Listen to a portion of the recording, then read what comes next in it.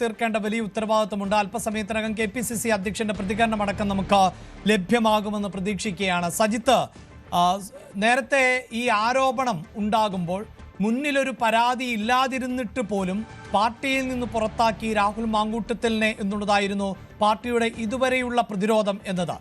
മറ്റുള്ളവർ ഇത്തരത്തിലൊരു നടപടിക്ക് മുതിർന്നിട്ടുണ്ടോ എന്ന ചോദ്യവും അവർ ഉന്നയിച്ചിരുന്നു. വലിയ രാഷ്ട്രീയ സാഹചര്യങ്ങൾ ഉണ്ട്. UDF-നെ സംബന്ധിച്ചിടത്തോളം വരാൻ പോകുന്ന നിയമസഭാ തെരഞ്ഞെടുപ്പ്, ഇപ്പോൾ തന്നെ തദ്ദേശ തെരഞ്ഞെടുപ്പ്, സ്വർണ്ണക്കൊള്ള പോലെയുള്ള വിഷയങ്ങൾ, അത്തരം വിഷയങ്ങളിലേക്ക് വരുന്നതിന് മുമ്പ് ഇത് കോൺഗ്രസിനെ സംബന്ധിച്ചിടത്തോളം ഈ തെരഞ്ഞെടുപ്പ് പടിവാതിക്കൽ എത്തി നിൽക്കുന്ന സമയത്ത് ഒരു പരാതി ഔദ്യോഗികമായി മുഖ്യമന്ത്രിക്ക് ലഭിക്കുന്നു, അല്ലെങ്കിൽ നമ്മുടെ പോലീസ് സംവിധാനത്തിന് ലഭിക്കുന്നു എന്നത് അങ്ങേയറ്റം ഇരുട്ടടിയായി മാറിയ പശ്ചാത്തലമല്ലേ ഉള്ളത്? തീർച്ചയായും അഭിലാഷ്, യഥാർത്ഥത്തിൽ ഇത് കോൺഗ്രസ് പ്രതീക്ഷിച്ചിരുന്ന ഒരു രാഷ്ട്രീയ പ്രതിസന്ധിയാണ്. പക്ഷേ അത് ഈ ഘട്ടത്തിലേക്ക് കടന്നു വരുമെന്ന് അവർ കരുതിയിരുന്നില്ല എന്നതാണ് ഇതിൻ്റെ സാഹചര്യം. നോക്കൂ, രാഹുൽ മാങ്കൂട്ടം എന്ന അവരുടെ പ്രധാനപ്പെട്ട ഒരു MLA ഒരു പ്രതിസന്ധിയിൽപ്പെടുമ്പോൾ കോൺഗ്രസിന് എടുക്കാൻ കഴിയുന്ന ഒരു നിലപാട്, സസ്പെൻഷൻ നിലപാട് എടുത്തുകൊണ്ട് രാഹുലിനെ മാറ്റി നിർത്തി എന്ന് പറഞ്ഞ് അത്തരം ന്യായീകരണങ്ങളുമായി തുടക്കത്തിലുള്ള അവരുടെ പ്രതിരോധം നമ്മൾ കണ്ടതാണ്. അതിനുശേഷം രാഹുലിന് അനുകൂലമായ പൊതു സാഹചര്യങ്ങൾ ഉണ്ടാവുന്നു. കൂടുതൽ നേതാക്കൾ രാഹുലിനെ കാണുന്നു, രാഹുലുമായി സന്ദർശിക്കുന്ന ദൃശ്യങ്ങളൊക്കെ പുറത്തു വരുന്നു. അങ്ങനെ സമാന്തരമായി രാഹുലിനെ ന്യായീകരിക്കുന്ന നിലപാടിലേക്ക് നേതാക്കൾ വരുന്ന ഒരു ഘട്ടത്തിലാണ് ഈ ആക്ഷേപം വരുന്നത്. നമുക്കറിയാം, ഈ ആക്ഷേപം വന്ന് പരാതി വരുന്നതിന് മുമ്പ് ചില ഓഡിയോ ക്ലിപ്പുകൾ പുറത്തു വരുമ്പോൾ അതിൽ കെ സുധാകരൻ അടക്കമുള്ള നേതാക്കൾ സ്വീകരിച്ച നിലപാടുകൾ നമ്മൾ കണ്ടതാണ്.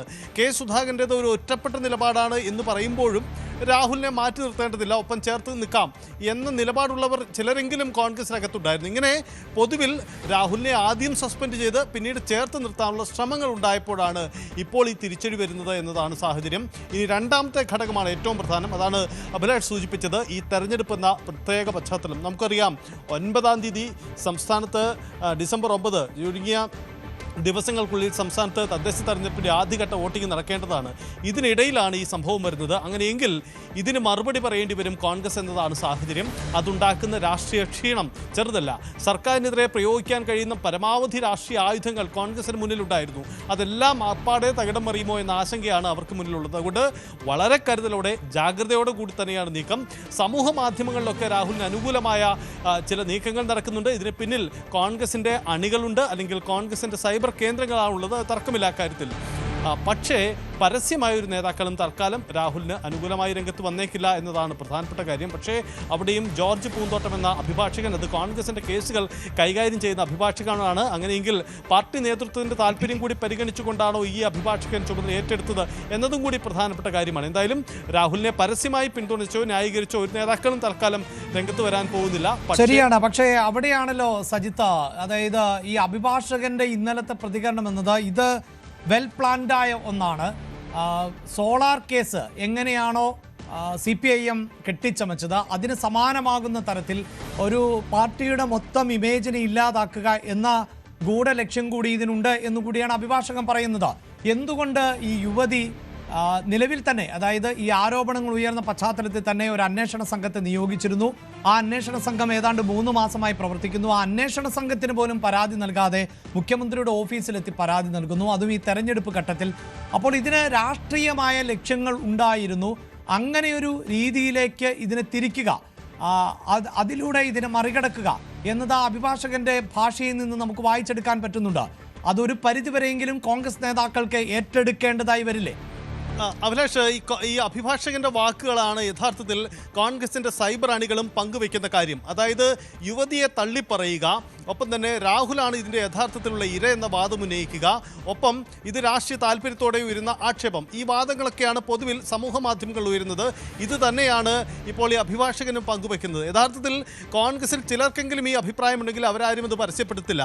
എന്നാൽ സംഭവിക്കുന്നത് സമൂഹ മാധ്യമങ്ങളിലൂടെ സമാന്തരമായി ഇത്തരം ഒരു പ്രചരണം അഴിച്ചുവിടുന്നു. അത് നടക്കുന്ന ഒരു വശത്തൂടെ. എന്നാൽ രാഹുലിനെ തള്ളിപ്പറഞ്ഞോ ന്യായീകരിക്കാൻ തയ്യാറാവാതെയോ നേതാക്കൾ നിലപാടെടുക്കുകയും ചെയ്യുന്നു. ഇതാണ് ഇപ്പോൾ സംഭവിക്കുന്ന കാര്യം. അത് കോൺഗ്രസിൻ്റെ ഇപ്പോഴത്തെ ഒരു പൊളിറ്റിക്കൽ പൊസിഷനാണ്. കാരണം അവർക്ക് മുന്നിൽ ഉണ്ടാക്കുന്ന വെല്ലുവിളി അതാണ്. തെരഞ്ഞെടുപ്പിന് മുമ്പിൽ ഈ വാദങ്ങൾ ഈ ചെറിയ ദിവസങ്ങൾക്കുള്ളിൽ എങ്ങനെ ന്യായീകരിച്ച് നിൽക്കുമെന്ന കടുത്ത പ്രതിസന്ധി അവർക്ക് മുന്നിലുണ്ട് എന്നതാണ് സാഹചര്യം. മറ്റൊന്നുകൂടിയുണ്ട്, VD സതീശനെ പോലെയുള്ള നേതാക്കൾ തുടക്കം മുതൽ, ഈ ആരോപണം ഉയർന്നപ്പോൾ മുതൽ രാഹുലിനെ തള്ളിപ്പറഞ്ഞുകൊണ്ട് ശക്തമായി നിലപാടെടുത്തതാണ്. VD സതീശൻ അതേ നിലപാടിൽ തന്നെ തുടരുകയാണ്. നമുക്ക് മനസ്സിലാക്കാൻ മനസ്സിലാവുന്നത് വി ഡി സതീശൻ അടക്കമുള്ളവർ മുന്നിൽ കണ്ടിരുന്നു ഈ പ്രതിസന്ധി ഇന്നല്ലെങ്കിൽ നാളെ ഉണ്ടാവുമെന്നത്. അതുകൊണ്ടുകൂടിയാണ് അന്നു മുതൽ ആ നിലപാടെടുത്തിരുന്നത്. എന്തായാലും ഇപ്പോഴത്തെ നിയമ വിഷയത്തിൽ രാഹുലിനെ നിയമ വഴിക്ക് വിട്ടുകൊടുക്കുക മാത്രമാണ് കോൺഗ്രസിനുള്ള വഴി. അതിൽ ന്യായീകരണം രാഹുലിന് വേണ്ടി നിരത്തുന്നതല്ല. അതുകൊണ്ട് കോൺഗ്രസ് തൽക്കാലം അതിൽ നിന്ന് മാറി നിൽക്കുകയാണ്. പക്ഷേ ഇന്ന് രാവിലെ മുതൽ പുറത്തു വരുന്ന ചില പ്രതികരണങ്ങളൊക്കെ രാഹുലിനെ തള്ളിപ്പറഞ്ഞുകൊണ്ട് തന്നെയാണ്. പ്രതിപക്ഷ നേതാവിൻ്റെ അടക്കമുള്ള പ്രതികരണങ്ങൾ നമ്മൾ രാവിലെ തന്നെ പ്രതീക്ഷിക്കുന്നുണ്ട്. അങ്ങനെയെങ്കിൽ അത്തരം നീക്കങ്ങൾ ഉണ്ടാവുമെന്ന് കരുതാം. മറുവശത്ത് ഇടതുപക്ഷം വലിയ നീക്കത്തിലാണ്. പ്രത്യേകിച്ച് അത് കോൺഗ്രസിനെതിരെ ഈ വിഷയത്തിലേക്ക് മാത്രം വിഷയം ശരി തീർച്ചയായും രാഷ്ട്രീയമായി വലിയ പ്രതിസന്ധിയാണ് ഇപ്പോൾ കോൺഗ്രസ് നേരിടുന്നത്. സജിത്തിലേക്ക് വളരെ പെട്ടെന്ന് തിരികെ എത്താം. ഇപ്പോൾ ഡാൻ വീണ്ടുമുണ്ട്. ഡാൻ രഹസ്യമായി രേഖപ്പെടുത്തുന്ന അല്ലെങ്കിൽ ഒരു ഇരയുടെ മൊഴികൾക്ക് രഹസ്യ സ്വഭാവമുണ്ട് എന്ന് നമുക്കറിയാം. പക്ഷേ അപ്പോഴും നമ്മുടെ വാർത്താ സോഴ്സുകളിലൂടെ അതിൻ്റെ വിശദാംശങ്ങളടക്കം വരുമ്പോൾ എന്താണിപ്പോൾ മനസ്സിലാക്കാൻ സാധിക്കുന്നത്? വകുപ്പുകൾ ചേർത്തതിൽ ബലാത്സംഗം പോലെയുള്ള വകുപ്പുകൾ ഉണ്ട് എന്നാണല്ലോ അറിയുന്നത്. ഗർഭഛിദ്രത്തിന് നിർബന്ധിച്ചു എന്നുള്ളതുണ്ട്, ദേഹോപദ്രവം ഏൽപ്പിച്ചു എന്നതുണ്ട്. സ്വാഭാവികമായും FIR-ൽ ഇത്തരം വകുപ്പുകൾ ഉണ്ടാകും. അതിനപ്പുറത്ത് കൂടുതൽ ഗുരുതരമായ വെളിപ്പെടുത്തലുകൾ ഉണ്ടായിട്ടുണ്ടോ? എന്താണ് പശ്ചാത്തലം?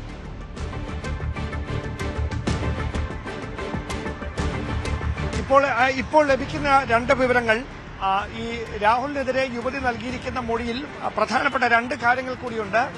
യുവതിയുടെ സ്വകാര്യ ദൃശ്യങ്ങൾ മൊബൈൽ ഫോണിൽ പകർത്തി ആ ദൃശ്യങ്ങൾ കാണിച്ച് ഭീഷണിപ്പെടുത്തി തന്നോട് രാഹുൽ അപമര്യാദയായി പെരുമാറി, 3 തവണ ഇത്തരത്തിൽ അപമര്യാദയായി പെരുമാറിയെന്ന ഈ മൊഴിയിലുള്ളതായുള്ള വിവരങ്ങളാണ് പുറത്തുവരുന്നത്. അതോടൊപ്പം നേമം പോലീസ് സ്റ്റേഷൻ പരിധിയിലുള്ള ഒരു ഫ്ളാറ്റിൽ വെച്ചാണ് ഇത്തരത്തിൽ തനിക്ക് ദുരനുഭവം രാഹുലിൽ നിന്ന് പലപ്പോഴായി ഉണ്ടായതെന്നും ഈ മൊഴിയിൽ എടുത്തു പറയുന്നുണ്ട്.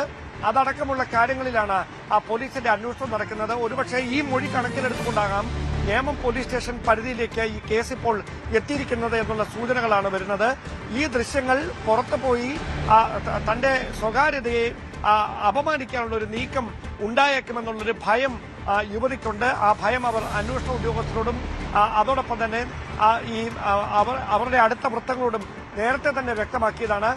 അതേ കാര്യം അവർ ഉദ്യോഗസ്ഥർക്ക് മുമ്പിൽ വീണ്ടും ആവർത്തിക്കുന്ന ഒരു സാഹചര്യമാണ് ഉണ്ടായിരിക്കുന്നത്. അതായത് ഇത്തരം തന്റെ ചില സ്വകാര്യ ദൃശ്യങ്ങൾ രാഹുലിന്റെ കൈവശമുണ്ട്, അത് കാണിച്ച് തന്നെ ഭീഷണിപ്പെടുത്തിയ പോലെ ഇതൊരു കേസായി മാറിയിരിക്കുന്ന സാഹചര്യത്തിൽ അത് പുറത്തേക്ക് എത്തിക്കാനുള്ള ഒരു ഗൂഢനീക്കം ഉണ്ടാകുമെന്ന ഒരു ഉൾഭയം ഈ യുവതിക്കുണ്ട്. ആ കാര്യം അവർ അന്വേഷണ ഉദ്യോഗസ്ഥരെ മൊഴിയായി തന്നെ അറിയിച്ചിട്ടുണ്ട് എന്നുള്ള സൂചനകൾ കൂടി പുറത്തു വരുന്നുണ്ട്. അങ്ങനെയുണ്ടെങ്കിൽ ഏത് ദിശയിലാകും ഇതിന്റെ അന്വേഷണം എന്നതാണ് ഇനി സുപ്രധാനമായി മാറുക. മുൻകൂർ ജാമ്യാപേക്ഷ പരിഗണിക്കുന്ന കോടതി ഈ കാര്യങ്ങളടക്കം ഒരുപക്ഷെ ഗൗരവത്തോടെ കണ്ടേക്കാം. കാരണം FIR-ൽ ഇത് സംബന്ധിച്ച പരാമർശങ്ങളുണ്ടെങ്കിൽ അതുകൂടി പരിഗണിച്ചുകൊണ്ടാകും മുൻകൂർ ജാമ്യത്തിന്റെ കാര്യത്തിൽ കോടതി ഒരു തീരുമാനത്തിലേക്ക് എത്തുകയെന്നാണ് അറിയുന്നത്. എന്തായാലും തിരക്കിട്ട നീക്കങ്ങളാണ് പോലീസിന്റെ ഭാഗത്തുനിന്ന് ഈ കേസുമായി ബന്ധപ്പെട്ട് ഇപ്പോൾ ഉണ്ടായിക്കൊണ്ടിരിക്കുന്നത്.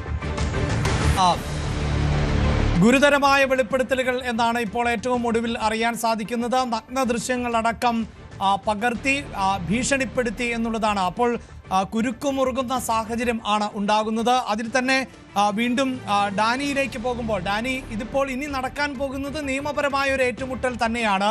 ഇതിനു